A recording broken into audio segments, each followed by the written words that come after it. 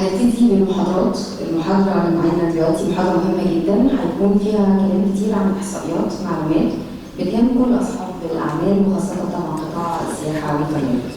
المحاضرة من شركة جوجل، محمد الشامي اندستري هيد لارج كاستمر سيلز جوجل، ورندا القداح اندستري مانجر جوجل. اتفضل. حييهم بقى.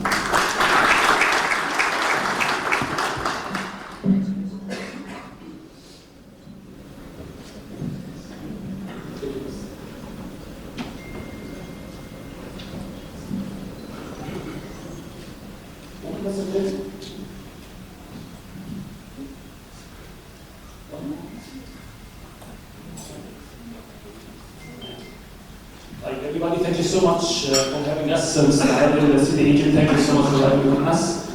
First of all, allow me to quickly introduce myself. My name is Mohammed Shami. I'm the industry head of Google Large Customer Sales in Egypt. So basically, I oversee Google's business in Egypt across multiple sectors, travel and tourism, telcos, and CPG. And today, I'm joined also by my colleague, Randa Al-Qaddah, who's the industry manager for Google Large Customer Sales, managing the travel and tourism. So today we have a very packed agenda. We should be done hopefully in 1 hour, but we have so much to share with you actually.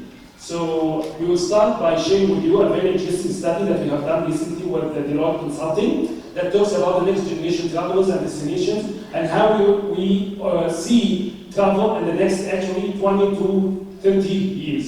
Then we are going to talk about today and what travel trends do we see today globally and on Egypt as well, and how we can all benefit from that.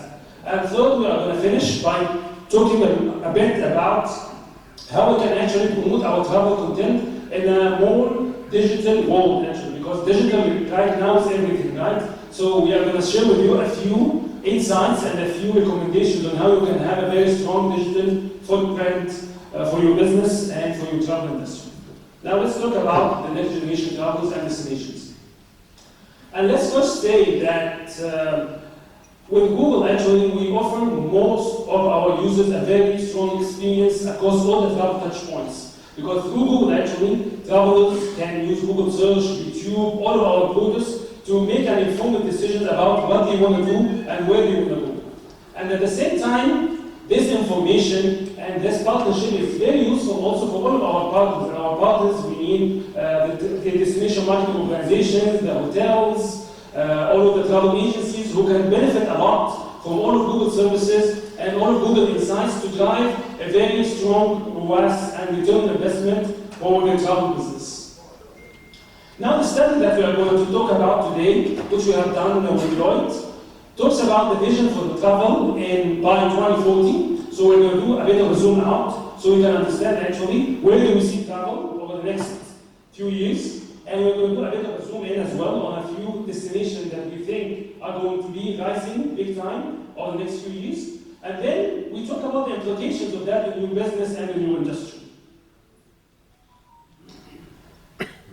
Just to give a quick overview of this study that we have done recently with Deloitte, this study actually has covered more than 185 countries. It has used advanced analytics, more than 90,000 data points that we have used to actually try to come up with those insights and those predictions. It involved also some quantitative insights with the experts in the tourism sector, using more than 1 billion actually travel queries that we see on Google every year that inspires actually our understanding of where the travel industry is going, and also some forward-looking data as well.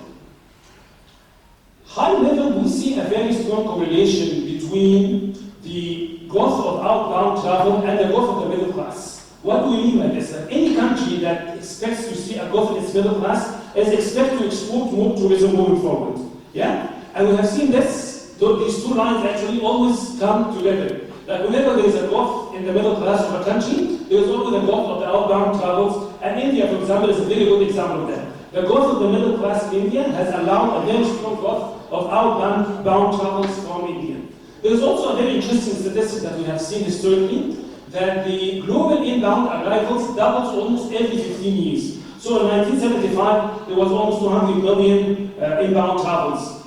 It doubled all by 1990 to 400. In 2005, it was almost 800. And in 2019, which was almost the peak of the travel industry. We reached almost 1.5 billion inbound travel. Imagine this number, that every year there is almost 1.5 billion travelers that decide to travel globally. And what is the serum agent of this at the moment? 50 million out of 1.5 billion. We still have a long way to go and a big market share to capture actually. This number actually by 2040 is expected to become even bigger, like 2.4 billion. Like imagine the size of the market by 2040. 2.5 billion travelers are expected by 2040, which is a huge market. So even when we are talking in Egypt about like 50 million by 2030 or 2032, this is still a small fraction of what we expect this market to be by 2040. Suggesting clearly a huge opportunity for Egypt to capture a strong market share out of this 2.4 billion by 2040. Now let's talk a bit about the details. Where do we expect those travelers to come from? And remember what we said about the correlation between the growth of the middle class and the growth of outbound travel. 42% actually of those outbound travels is expected to come from top 5 markets. China is going to be huge by 2040. Almost 300 million travelers are going to come out of China.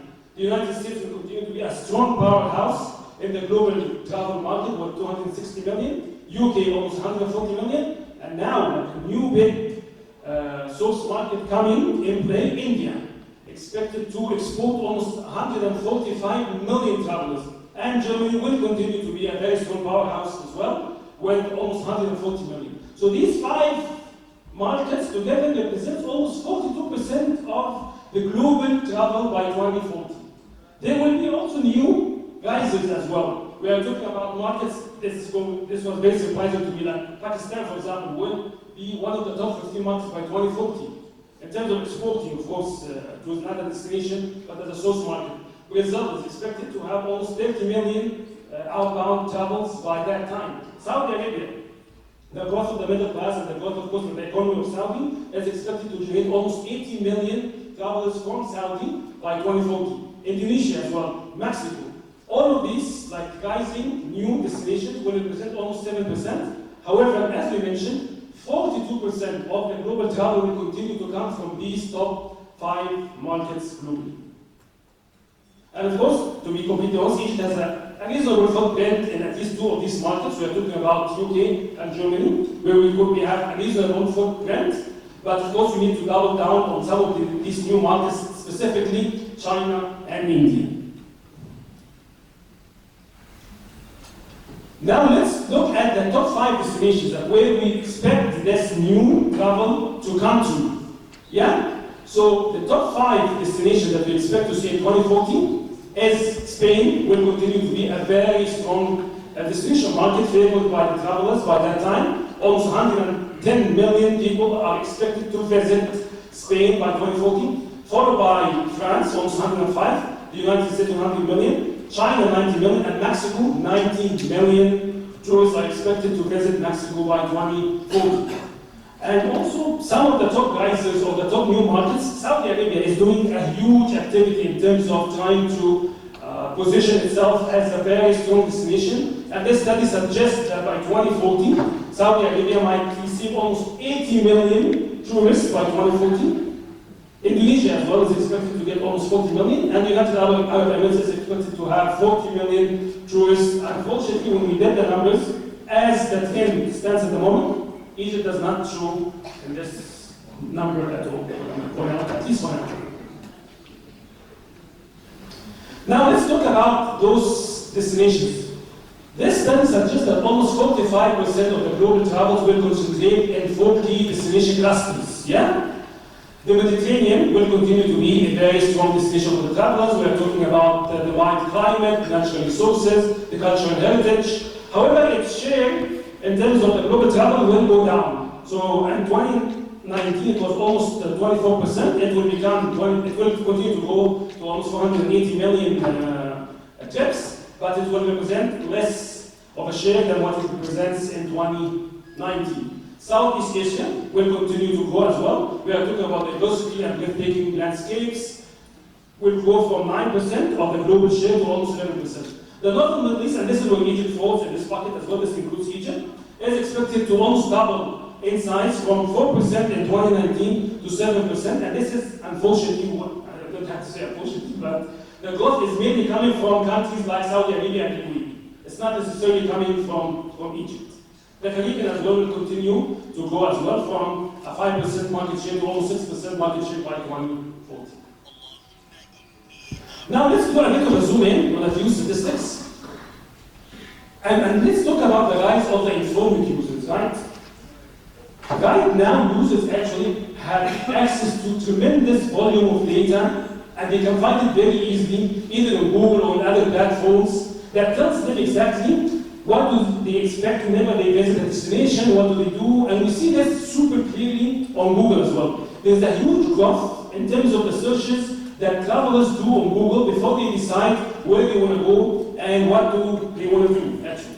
And this tells us clearly that if we do not have a very strong digital footprint, we miss this opportunity, right? Because before, I mean, let's just think about ourselves. Like, whenever any one of us decides to make a travel this year or in the summer or in the winter, what do you do usually, right? You go to Google search, you start searching about different destinations, what you can do, what kind of activities you can do with your families. You might watch a few videos on YouTube or on social media to try to kind of get an idea of what to expect in those markets. Once you make a decision actually about what you want to do, what do you do next? You go to a website like Booking or like Expedia and you start booking your travel. And once you actually arrive to the destination, what do? You open your Google Maps so you can navigate your way through the country, or you turn up to a website to book like an activity or an event. So everything right now that travelers does is almost digital. So if you are not on digital, you are not ready. And this is something that we like to talk about as well in Google, what we call the missing middle, right? That the travelers and the consumers in general have become very, very sophisticated, right? Like, people do not even do like a simple search before they decide, like they search. Then they do a YouTube. Then they go to social media, then they decide on one thing. Then they go back to do some search. Then they decide on another thing. So even when it comes to the consumer's behavior, it can become very complex to the point that as a destination, you need to be present across almost every touch point, right? You need to be present whenever people are searching on what to do. You need to be present whenever people are looking for experiences that they want to do. You need to be present when they are looking for a car to rent, or a hotel to book, or an airline to. So you need to be there everywhere, because travelers and consumers are there everywhere as well. So we are talking about more scrutiny, more consideration, more explorations, and this is what people are doing at the moment. And if you are not there, you will be missing the new age of digital. And this leads us to the implications, right? So what does this mean for us as an industry, and what should we do about this growing trend of digital travel? We talk about three things, right? The markets, the business models, and the mechanics of the business itself. So when it comes to the market, we need to know that everything, as I mentioned, is becoming very, very digital, right?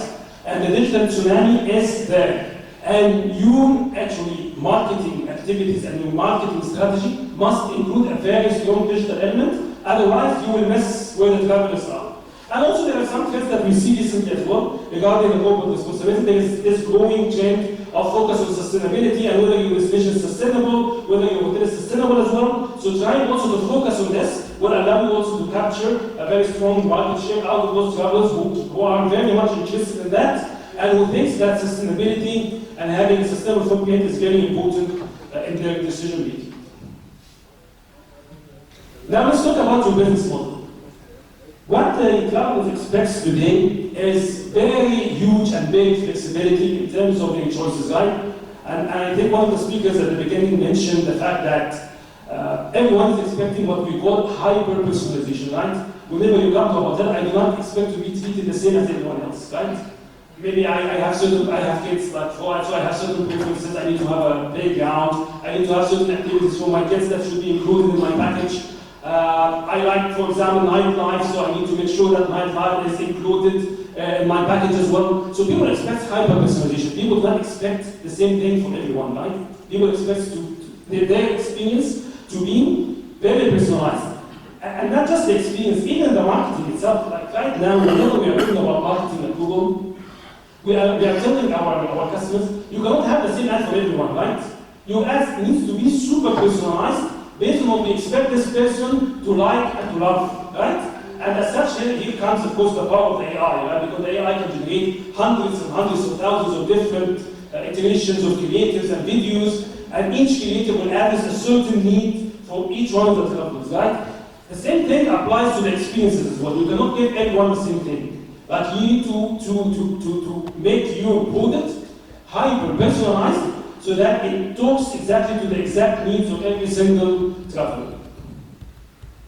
Also, when it comes actually to your business model as well, your workforce needs to be ready actually to deal with this new kind of revolution and the age of the algorithms and the AI, in which, as I mentioned, we offer users different experiences and different activities based on their exact needs and exact expectations.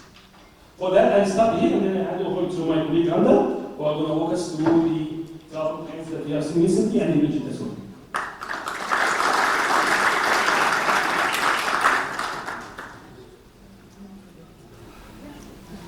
Hi everyone, thank you Shane so much. I'm going to try to keep it very brief. I speak very, very quickly, so if you're missing anything, just stop me and I'll slow down. All right. So let's talk about some travel trends. So Google runs surveys, and we run these surveys every single month, and we run them across core markets. This survey was run in June 2024, and it breaks down into three things: travel intent, the travel journey, and the last thing we look at is travel attitudes. When we look at intent, we see that 36% of travelers in the EU and North America still intend on traveling within the next 12 months. So that takes us all the way until June of next year. When we look at who they're going to be traveling with, 28% of them say they're traveling with family, which is great because a lot of the trips to Egypt are family trips. When we look at the travel journey, and this was super important, and I think it's going to be an interesting statistic for this audience, is that the EU travelers prefer to book on websites that are for the direct suppliers and through OTAs. Whereas the North American customers prefer to book directly. So they like to go to, let's say, Hilton and book on Hilton's website directly. When we look about travel attitudes, and this is a very interesting thing, and I think it's no surprise, pricing remains a top concern. So when people are shopping for their next trip, they're looking at what's the most cost-efficient trip I can get, where's the cheapest destination I can go to, where they can still have a good time. Now, when we look at the booking window, which is basically how long it takes, so how far ahead do people book their accommodation and book their trips? We see that this booking window keeps increasing, and in two of Egypt's core markets, like Germany and the UK, it is now at 70 days, which means that they book their trips 70 days in advance, which comes in play again with pricing and inflation, because the earlier you book, the better the rates are going to be, and hopefully the more allocated the spend will become. So when we look at the accommodation trends, I don't know if this thing has a laser. Does that have a laser?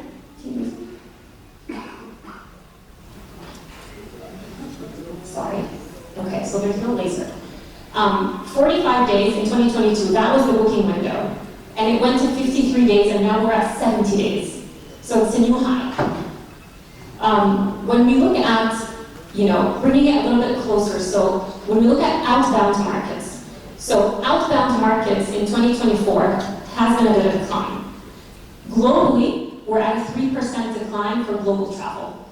When we look at Europe, there's a 15% decline coming from Spain, an 11% decline coming from Italy, and the UK is at a 3% decline. Let's look at inbound markets. When we look at inbound markets, we see that there are some countries that are performing better than others. So Morocco is having the time of its life, basically. Their inbound travel has increased by 10%. The UAE is up by 5%. Saudi Arabia is up by 1%. And Turkey is flat. I know you're all wondering, where's Egypt? Where's Egypt? Egypt is coming. But right now, you can see that our competition is up. When we look at, so yes, you know, the numbers are quite depressing, 3% decline, but when we look at people's intent, because intent is such an important game changer when it comes to travel. So when we look at intent, we see that 51% will actually prioritize spending on travel in 2024. And that's a big number, so that's 50% of people saying that they're going to spend on travel. 40% are saying that they're looking for luxury. So that's the kind of traveler who's willing to pay the big bucks to have a good time. And that's the kind of traveler that perhaps we should be considering catering to in the future. And this is a question. I'm going to try to get some answers because everyone seems super quiet. Can you tell me what percent of hotel bookers plan to travel more or the same in 2024 as they did prior? Just throw a number. I will take any number. 25. Sorry? 25. 25. Any other numbers? 40. 40 as well. 70? Who said 70? Brave man. 82%. So actually, 82% of hotel bookers actually plan to travel more or the same in 2024. That's a huge number. And these are specifically hotel bookers. They actually plan to spend more on their hotel stays in 2024. And if you look at that breakdown, 44% of them are for leisure trips. And of course, leisure trips involve more people.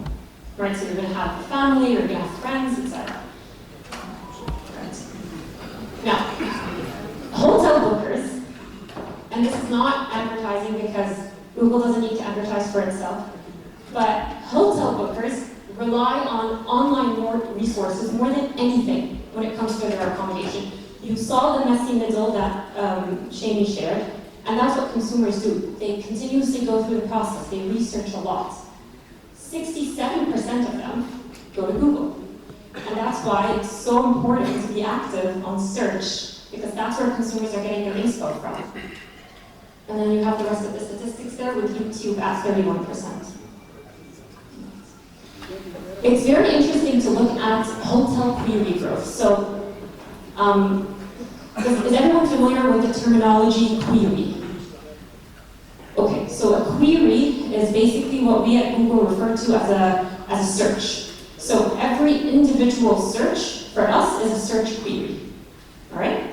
So when we aggregate all these search queries and we look at these numbers, you'll find that hotel query, which is the thick red line, has been steadily outpacing all the other searches on air travel, cruise travel, activities, car rentals, etc. Which means that the interest for hotel searches has been high consistently.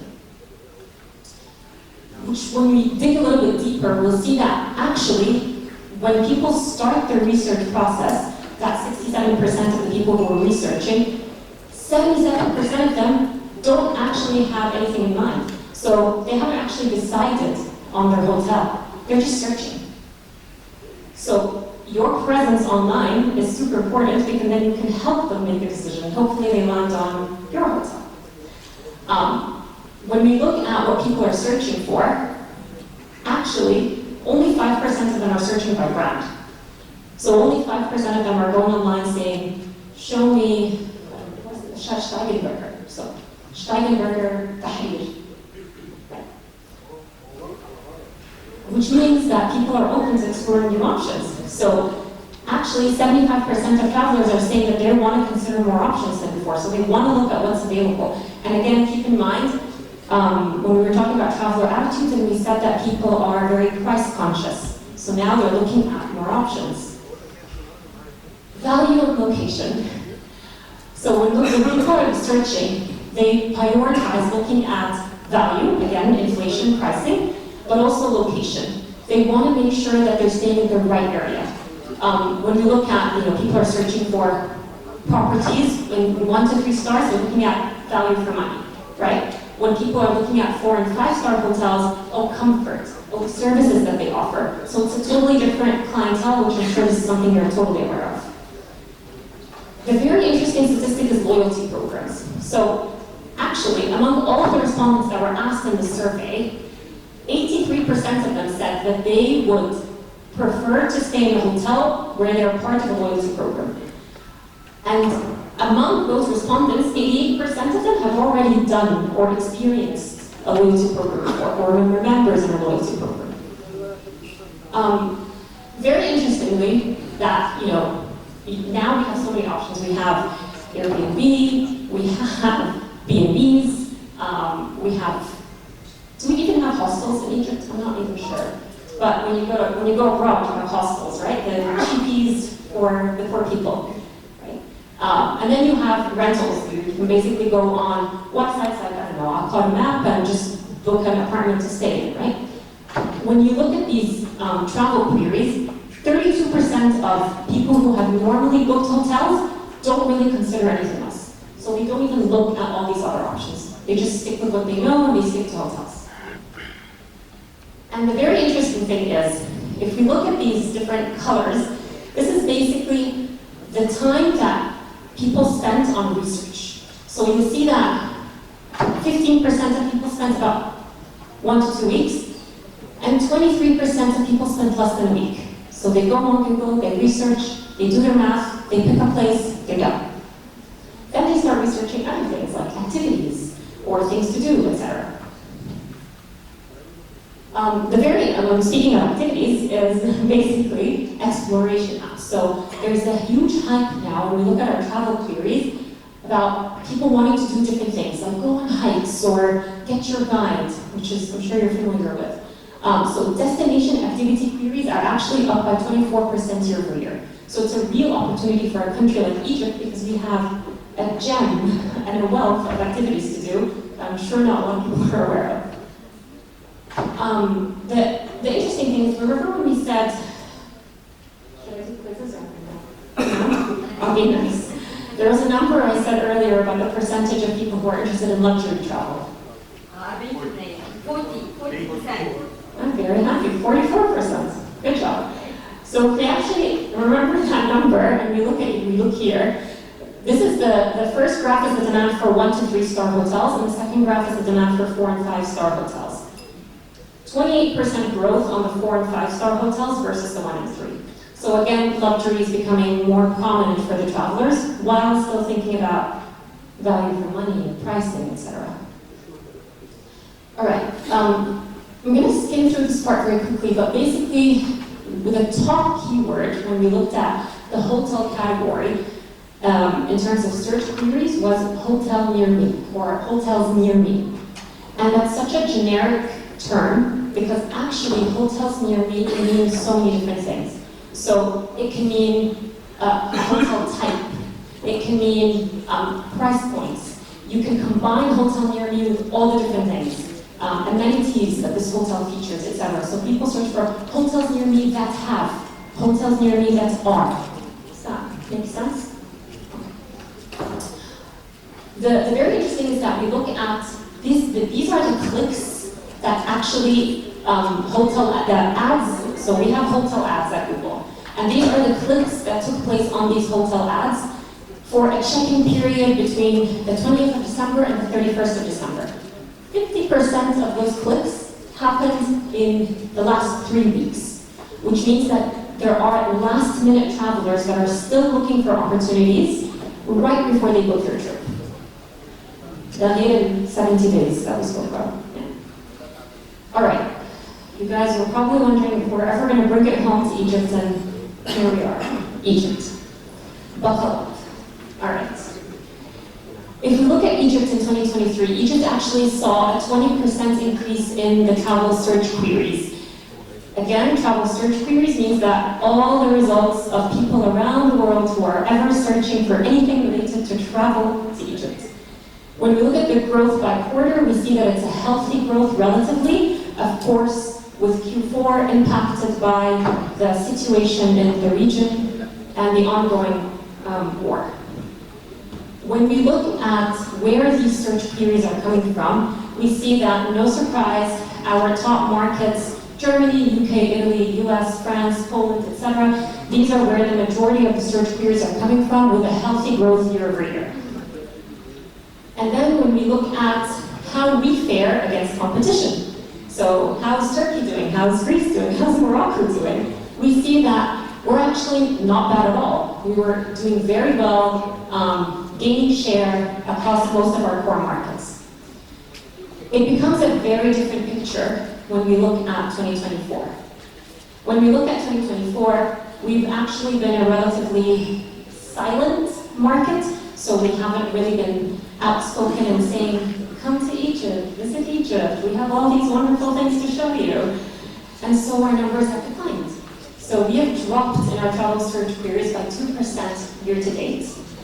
And when we look at where this is coming from, it is no surprise to see that the majority of our core markets are driving this decline, with an outlier from the UK. Sorry. That is it from me. Thank you very much. I'll hand it back to Jane.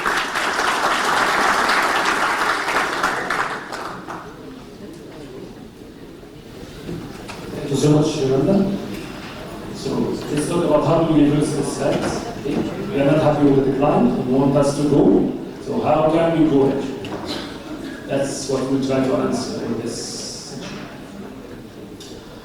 So yeah, promotion, right? Promotion is really important, right? We need to tell people about the great things that we have in Egypt and about our amazing value proposition and amazing experiences that we can offer in Egypt. And this is not just the job of the government or, for example, the Egyptian Tourism Authority, the job of everyone who's in the industry, right? Because if you bring in more people to the country, you benefit as an industry player as well. And this activity can also be very specific to your own experience, to your resort, to your hotel, to your own attraction as well. Yeah?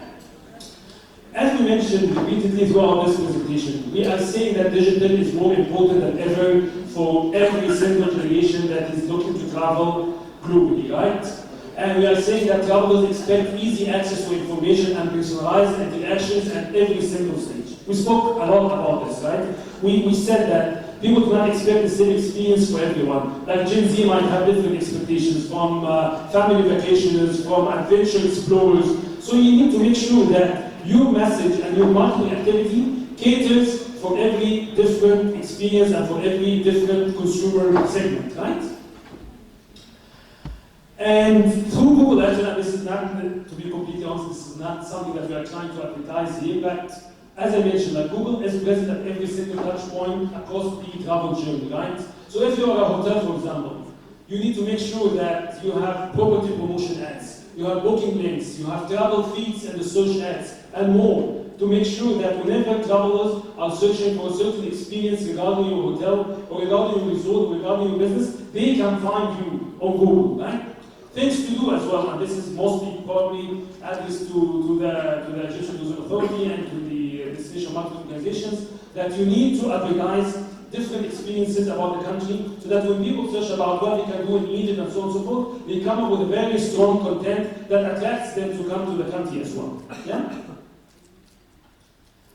And there are even more things that we are bringing into the market, like car rental advertisements and event advertisements. So if you are a car rental agency, you can also advertise your agency on Google, and whenever people are searching for a specific opportunity to rent a car, you can show up in the search feed.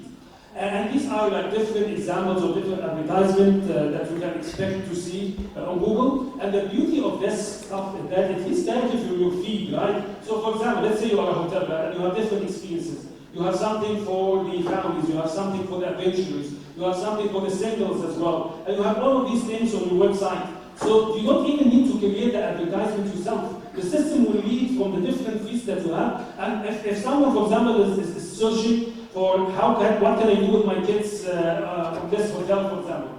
The ad will automatically be generated and it will show him like a picture of the kids, for example, enjoying their time on the playground in this specific hotel or in the pool of this specific hotel. So the way that these things work these days is that you don't even need to anticipate what the users are going to search for, right? You just have all of your experiences on the website, you just connect this to the system, and the system will generate different advertisements and different experiences based on the different searches that we expect to see on Google. Same things with every single product that we're bringing in, like demand gen or travel feeds or the booking names. We are bringing more and more and more options to our customers so they can actually easily link their value proposition to the advertisement system. And now let's talk a bit about the AI actually and how the AI actually can empower and fuel your growth across the travel industry. We have to say that what the AI does best compared to every other manual process is that it can analyze and consume huge amounts of data, a big prediction that the normal person cannot do. And let me give you one example about that. In the hotel industry, for example, right?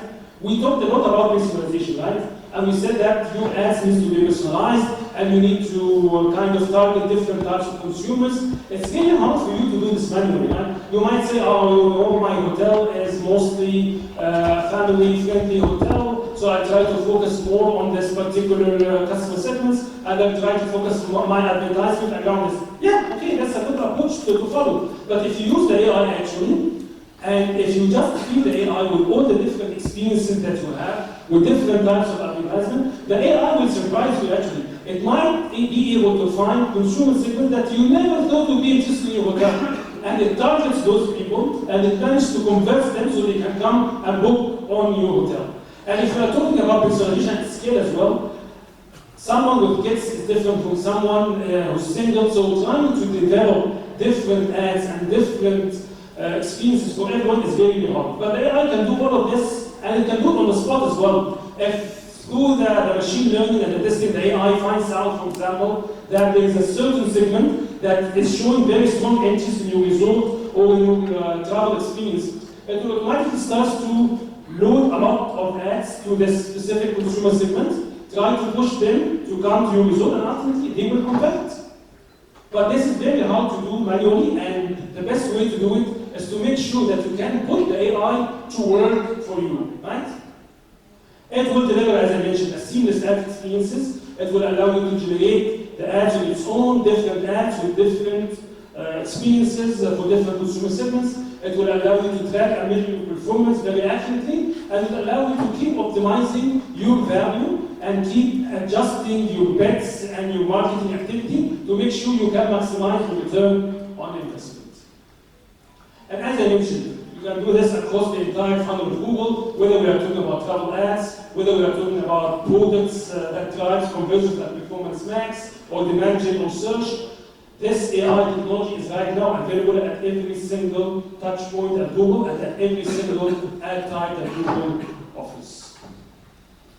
So that's it. I'm not sure if we have time to take questions. No, we shouldn't.